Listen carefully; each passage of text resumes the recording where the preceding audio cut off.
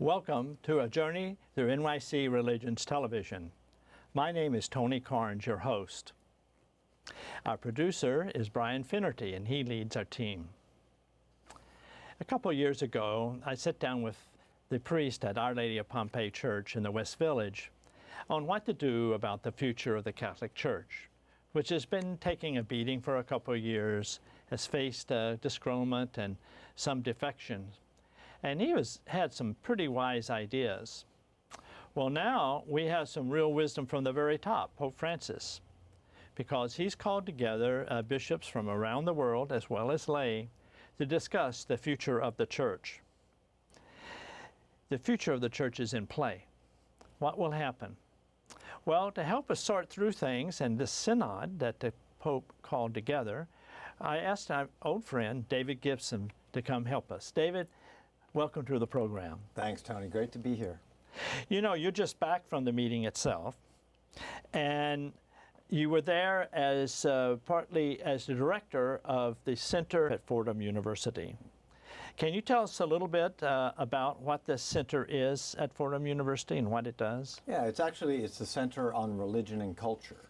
Culture. But very much public life is what we're engaged in. It's, as much as anything, it's, and I think I would stress the culture aspect of that title. It's really interfacing, engaging with the wider culture out there on issues that aren't, we're a Catholic Jesuit university, and we have a Jesuit Pope now for the first time in history, maybe the last time in history too, if you talk to folks over in Rome. But it's, part of the Jesuit mission is really interfacing with the culture you're in. You go. This is the Center of Religion and Culture at Fordham University. At Fordham University. Now, you've been a journalist also for decades, and you've seen. Thanks, a long time. Yes, that's all you have to say. A long time, and you've covered a lot of Catholic affairs. Mm-hmm. Have you ever seen anything like this synod that took place in October? Yes and no. No, in the sense that, I did start, as you say, actually I started my journalism career, kind of fell into it by accident or providence, depending on your point of view, when I had moved over to Italy as a young man, just after college, trying to figure myself out, and landed a job at Vatican Radio, at the English program at Vatican Radio, run by the Jesuits, who protected me against all the curial bureaucrats. I was a Billy Graham Protestant at the time, an evangelical. I was raised, and so I wasn't even Catholic. So it was a great time. I wound up staying there 5 years in Rome, and I covered my first synod in 1987, and it was a synod on the laity, on lay people. And again, this whole synod that Pope Francis has done, a synod, which just means a gathering. Literally, it's a Greek term meaning walking together. It's got a very long pedigree in Catholicism. It's like assemblies, councils. But it's called a Synod of the Bishops, right? Well, that's just it. It had traditionally been, when it was kind of reconstituted after the Second Vatican Council, the Great Council of 1962 to 1965. It was called by John the 23rd, who died in the middle of the council, succeeded by Pope Paul VI. And Paul VI wanted to continue that conciliar model and process. So he reconstituted a synod of bishops in 1970, and there were periodically synods in the Vatican of bishops from all around the world. But as you say, they were synods of bishops, and that first synod that I covered in 1987 was a synod on the laity. Very wonderful. It was bishops talking about lay people. No lay people were involved, So there had been, under John Paul II, who was Pope for 26 years, then for 8 years of Benedict XVI, former Cardinal Joseph Ratzinger, there were synods, but they were always synods of bishops. Then Pope Francis came in. March 2013, he was elected Pope. Almost from the beginning, he wanted to do something different. He wanted to open up this synodality, these synods, to make them, be honest meetings, frank discussion. I've been lucky to be, I was working as a journalist before coming to Fordham. I was at the synods he called in 2014, 2015, and 2018. There was a synod on the Amazon region that I was not at. But what he said the very first synod was, let no one say you cannot say this. Speak your mind. He had been at other synods, and they were always stage-managed affairs, preordained. He remembered coming to a synod in 2000, and he wanted to talk about a certain issue, and they said, no, you can't talk about that. Francis said, no, anybody here can talk about whatever they want. So that is the first big change of these synod meetings under Francis. And the second, of course, which is really what marked this meeting, was the introduction of lay people as voters. He realized we were having these meetings, and they were just meetings. They weren't really engagement, conversations in the spirit. So he said, we're going to have a process. He started it 2 years ago, 2021, and he said we're going to have global consultations. Every parish, every diocese, every country around the world, the Catholics are going to get together and talk. They're going to give a report, pass it up the way about what they think the church needs to do, where it needs to go. We'll gather those nationally. We'll gather those in continent-wide meetings, synods, not just meetings, synods, really meetings of the Spirit. And then these continental assemblies will come together, which they did earlier in 2023, and collate their experience and what they've heard. It's a listening process. And they worked up an instrumentum laboris, a working paper that would guide this synod in October. But when did he announce that we're going to be lay at this synod? About a year ago, about a year beforehand. And what was the response of kind of the predictable? bishops? I mean, if you don't like that sort of thing, it was outrage. Right away. Yeah, right away. Yeah. And again, you also have to realize that this is coming. Francis has provoked enormous opposition in some quarters, especially in the United States and in the English-speaking world. It's small, relatively small, but it's a powerful and influential opposition. And it has various layers. Some people just don't like what he does doctrinally, but others just don't like, this isn't the way we've done things. You know, Tony, how many Catholics does it take to change a light bulb? None. You don't change anything in the church. So that's, you know, the idea of change, the idea of doing anything differently, that just rubs some Catholics the wrong way. That's not the way we operate. So there had already been an opposition. And when Francis announced that lay people, women, were going to have votes in this meeting of bishops, a lot of people just, they couldn't compute it. They went ballistic. This is confusing. This is overturning the hierarchical church, all kinds of things. They predicted a catastrophe. Yes, yeah. There were some who said this was going to be totally catastrophic. And at the same time, there were those on the other side, let's say, progressive liberals, who were saying this has to lead to women's ordination, has to lead to blessing of same-sex unions, all kinds of other wish lists. So you had the catastrophists on one side and the fantasizers on the other side. So now we've had the synod. It took place in October of 2023. Mm-hmm. And we've had a paper that sums up the synod come out after that. Mm-hmm. Some call it a nothing burger, that nothing came out of it. Other people, call it's a paradigm shift. And then many, whatever their viewpoint, also say that it was profound spiritual experience. What do you say it is? I guess yes to all three. I'd be more in the paradigm shift and especially the profound spiritual experience camp. And I do say that. I mean, I understand the nothing burger, and there are those who cheered the nothing burger. It wasn't what they feared, and there are those who lamented the nothing burger. It's like, this isn't what we wanted. The one thing I would clarify, this happened in the month of October 4th to the 29th, but it wasn't something that had a beginning and an end. And Francis signaled this is a 2-year process. This was the first of a two-part synod on synodality. It's teaching the church how to be synodal again, as it has been in the past, and as it is today in many other cultures. So this is not just one event, this is an ongoing process. And in fact, these coming months until the next synod in October 2024 are going to be crucial for processing what has happened. But yes, this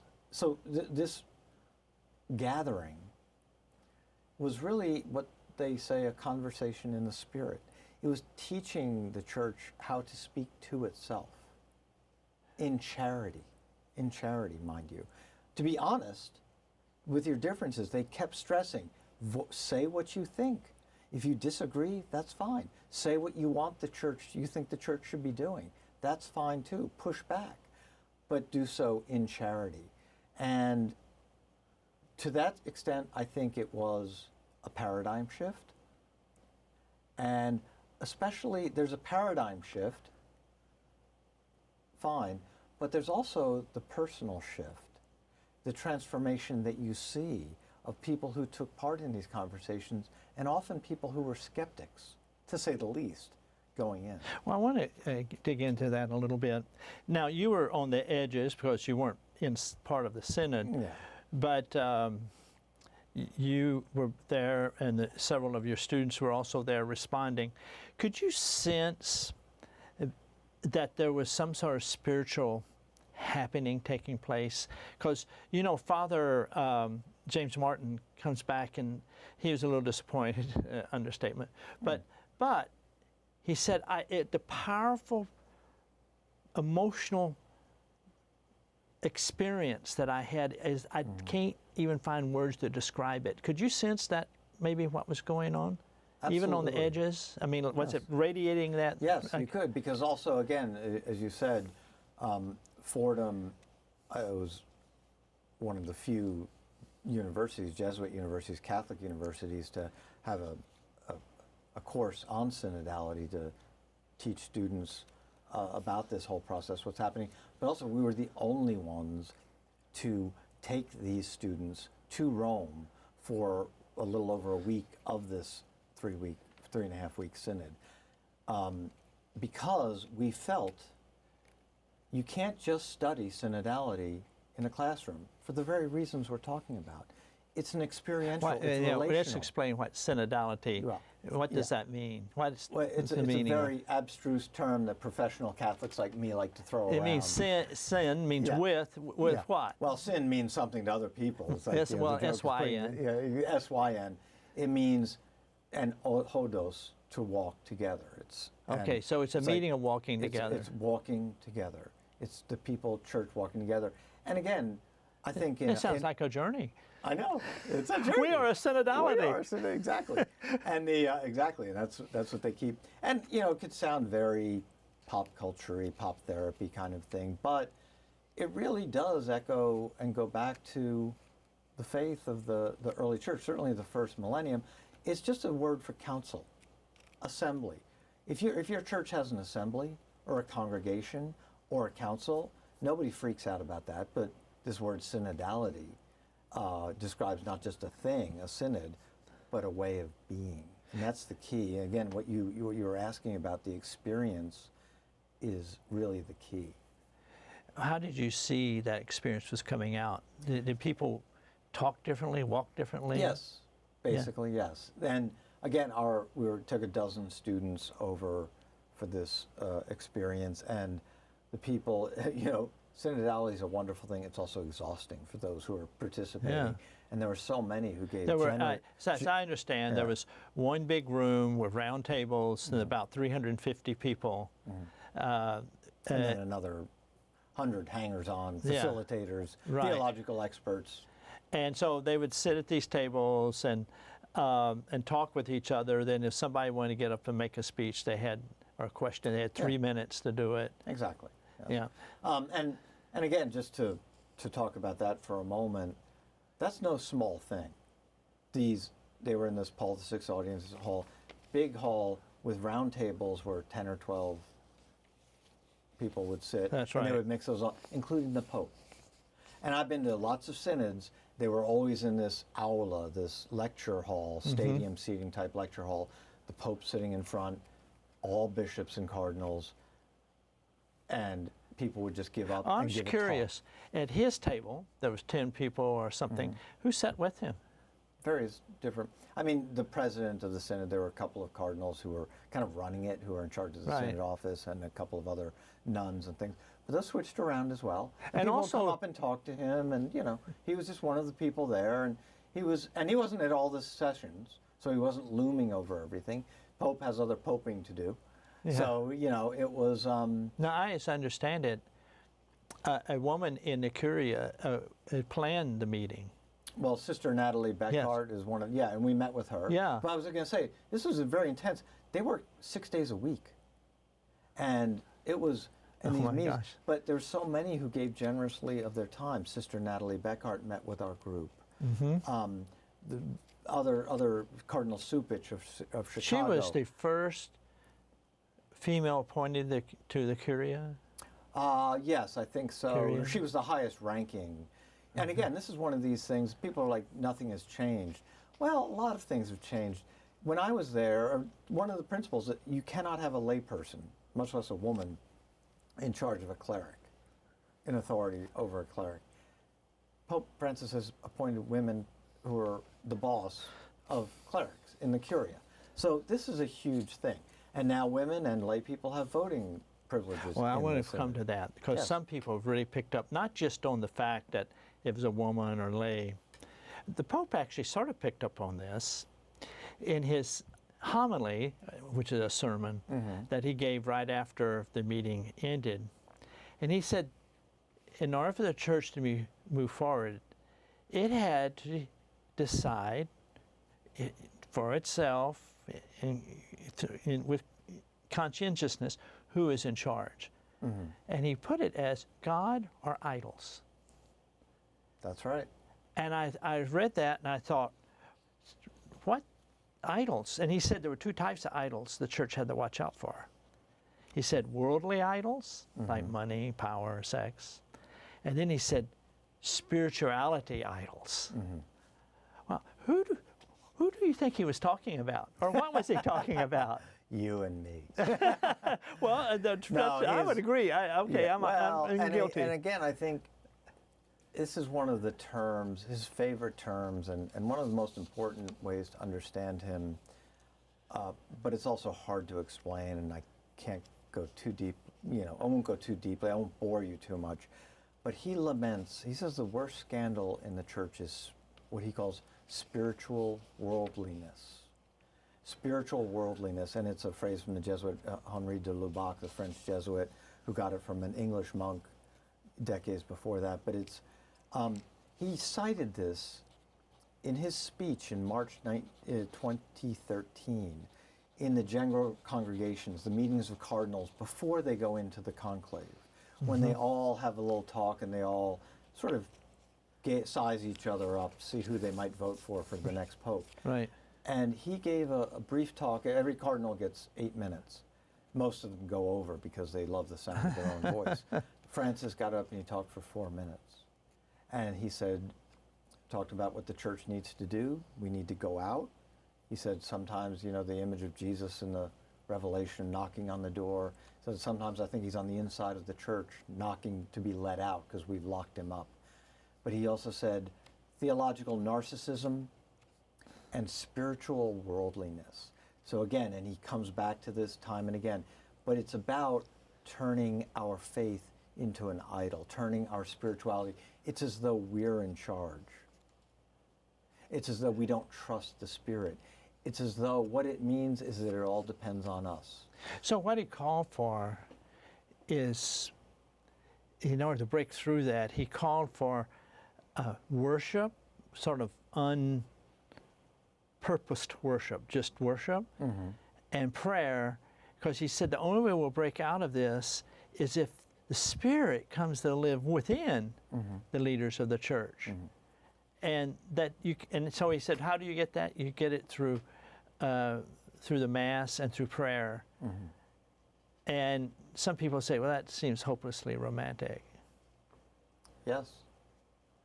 isn't the gospel hopelessly romantic? I mean, look, and it may be a fool's errand, it may be a holy fool's errand, but it's also, he is very clear that this is not this synodality, but nothing is there's no technocratic fix. There's no policy fix. It starts with this conversion, this openness. You don't have to be perfect. You don't have to suddenly become a saint overnight. God forbid, we'd all fail that, except for you, I know. But, we're not going to, but it's just humility. It's opening yourself up. That's what this process is about. And again, it goes back to that idea of the nothing burger, because he knows that even if he said you can ordain women tomorrow, that's not going to fix anything. Nothing will be fixed by any particular change. If those changes come organically, that's fine. But he also knows that no pope can fix the church. And this is a real problem with the perception of the church, but also a problem we Catholics have created, this idea that everything's run by the pope, and the pope can do this and tell Catholics to believe this, and they'll do that. He knows that's not the case. You know, the Romans have seen a lot of popes come and go, and they have a very unromantic view of the papacy. They say, more un papa se ne fa un altro. One pope dies, we'll make another one. They also say that which a pope can do, a pope can undo. So for any changes, for any real changes to happen, and for any true conversion to happen, it has to be a change within, a spiritual change. That's romantic, yes. Well, I noticed another thing in his homily that he paralleled, not directly, but we have this idea of the American dream. You come here, your life can change, you can move up, there's huge possibilities. Well, he sort of took that approach and said there's a Catholic dream. He said he didn't use that phrase, he said there's a dream that we have as Catholics. The Catholic dream, there's the American dream, but there's the Catholic dream. And the Catholic dream was that we care, we love the least of those. I do think he also, because he took up God and idols, he knows this is an authority debate. And I thought it was, and who has it? And that's why this meeting was controversial, because it led in lay. And I really liked Cardinal Kubich, if I say his name right? Supich. Yes. Comments on what was going on. He particularly focused on, said this is about authority. And he says that there's really a new or a revived idea of two authorities in the church. There are those who give the masses, that's the priest, and then those who have authority by their baptism. He called it baptismal authority. That is, they became believers, were baptized in the church, and that God has called them to authority also. What do you make of that? That's the way he reads the future, because he also sees this. That means the baptismal authority, he suggests, could actually be head of the parish. It could actually to be the teacher. Yeah, and that's a teaching they want to recover. The Second Vatican Council, I think, emphasized that very much. But again, did they talk about baptismal authority? Yeah, and also then the idea of the priesthood of all believers, which has a certain legacy as well. But again, none of this is that revolutionary, and especially, but this idea of baptism, and again, I think it was Cardinal Hollerich, a European cardinal who's kind of the leader of the synod. He would give a little reflection, a little fervorino at the beginning of each day. But he would, excuse me, Cardinal Hollerich, said, "I've never heard that there are two different levels of baptism. That a baptism for men is more holy or powerful than a baptism for women," and they're just trying to break down these ideas, these distinctions, these false distinctions. Obviously, there are different parts of the body, as St. Paul says, but we've gotten into these false distinctions, these false differences, and baptism is the authority that we must remember above all. Let's proceed from there. Well, but what Cardinal from Supich said is that if we make this distinction, people that have baptismal authority, he suggested, maybe could be the head of the parish and could even be the spiritual formation leader, teaching people. Yeah. That seems sort of revolutionary. Well, and it's already happening. It's already happening. Well, in a that's lot the of places. argument. It's happening because it's necessary. Yeah, but it's necessary. Obviously, the priest shortage is one aspect of it, but it's not just something to, again, it's not a technical fix to fix a priest shortage, to address a problem. It's something that we need to recover anyway. Even if we had a surfeit of priests, you'd still want to do this. That's, I think, a key thing to remember. And I think there's also a point here that I really want to stress, which is Pope Francis is not changing the church. Synodality is not changing the church. What it's doing is revealing the church that already exists. Well, Dave, when it all is said and done, are we going to have any changes? Visible, concrete changes. Yeah. That's what people are looking for. All this spirituality talk is fine. And that's all lovely, internal conversion. People want to see some fruits. And actually, several of the leaders said people are going to expect concrete changes out of this, and they should. But I would say, again, the synod wasn't just an event, it's a process. And it's ongoing. And in fact, this is only just part one. Pope Francis announced that there would be a synod again in October 2024, at which I think we could expect to see more votes, more action, more movement on those changes. We're going to invite you back then. Thank you for being with us. Exactly. I'll come back. I want to give a shout out to some members of our community, because a journey through NYC religions is a community. Here's a quick shout out to the Queens Connexus group. They invited us to watch their social media strategy seminar for our churches, and it was a really good nuts and bolts time that we had. Also, thanks to the Elm Roastery, which is in Elmhurst, Queens, and it seems to become a sort of a crossroads for religious people to dart in and meet each other and drink coffee. And I've met so many people I know from all over the city at that place. And to speak of that, here's a shout out to Father Matthew Bucheri at the Church of St. Edward the Martyr in East Harlem. And also a Manhattan pastor of a church called The Well, Reverend Aaron Berkey. We really enjoy having you as our community. We look forward to seeing you on television next time, and maybe in person. My name is Tony Carnes, your host for A Journey Through NYC Religions Television.